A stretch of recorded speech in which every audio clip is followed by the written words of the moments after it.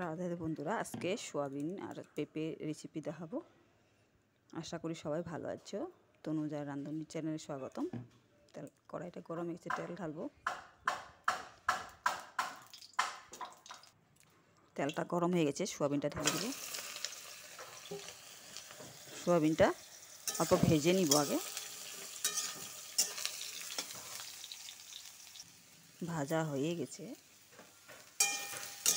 কারা ভাজবো না। প্যাকেটের সোয়াবিনটা নিলে সোয়াবিনটা পট করে গলে না, ভাজতে ভালো। বড় সাইজের এই সাইজটা খেতে মাংস মতন লাগে, সরুগুলি গলে যায়। নামাবো।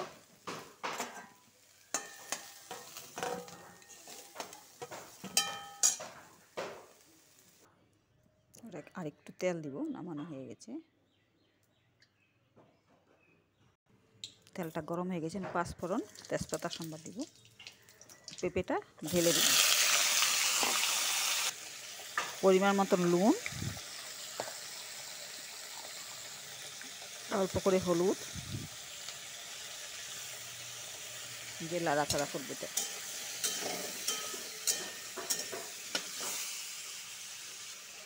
এখানে একটু হালকা জল বেরিয়ে গেছে পেঁপের থেকে, অল্প সময় ঢেকে রাখবো। উঠাই দেখবো এখন।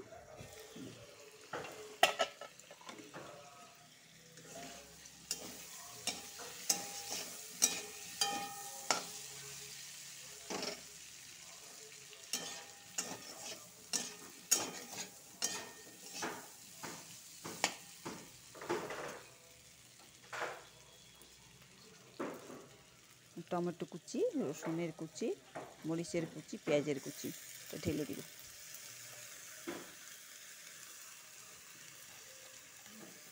আর লঙ্কা কুচি, এটার সাথে ভালো করে একবার ভাজবো। ভাজা হয়ে গেছে কিন্তু কাড়া হয়নি। এখন সোয়াবিনটা ঢেলে দিব। সোয়াবিন সাথে আবার হিলাইলি করবো, লাড়াচাড়া করবো।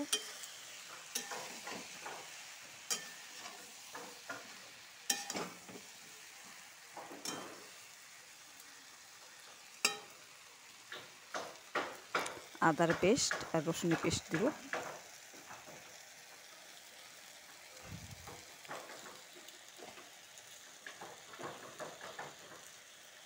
জিরার গুঁড়ো,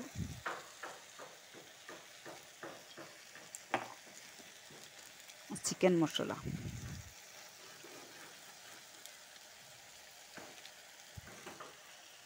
এর সাথে ভালো করে মশলাটা ভাজবো। মশলাগুলোর সাথে ভালো করে ভাজা হয়ে গেছে। তোমরা চাইলে আরেকটু মশলা দিতে পারো, আমরা গরম বলে কম করে মশলা দিয়েছি। আদা সিদ্ধ হয়ে গেছে পেঁপেটা। যারা আলু পছন্দ করে না, এভাবে বানিয়ে খাওয়াবে, একদম সেম মাংসর মতন লাগে খেতে। বাচ্চারা অনেক ভালোবাসে এভাবে বানিয়ে খাওয়ালে। তো এখন কাঁচা জল ঢালবো না, কাঁচা জল ঢাললে পেঁপেটা একটু শুকিয়ে যাবে। একটু গরম জল ঢালবো, একটু পরিমাণ বেশি ঢালবো, সিদ্ধ হবে।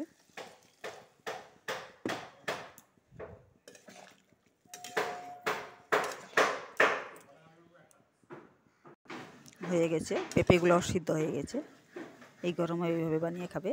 আলুটা একটু গরম হয়, এই জন্য গরমের মধ্যে এমনি করে বানিয়ে খেলে সবাই খেতে পারে, পেট ঠান্ডা থাকে। সোয়াবিন একটু গরম হলে পেঁপেটা ঠান্ডা থাকে পেট।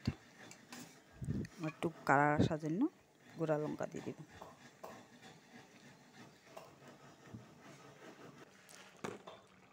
হয়ে গেছে, একটু ঘি ঢেলে দেব। কম মশলা দিয়েছি, এইভাবে বানিয়ে খাবে কম মশলা দিয়ে। গরমের মধ্যে অনেক টেস্টি আর হেলদি।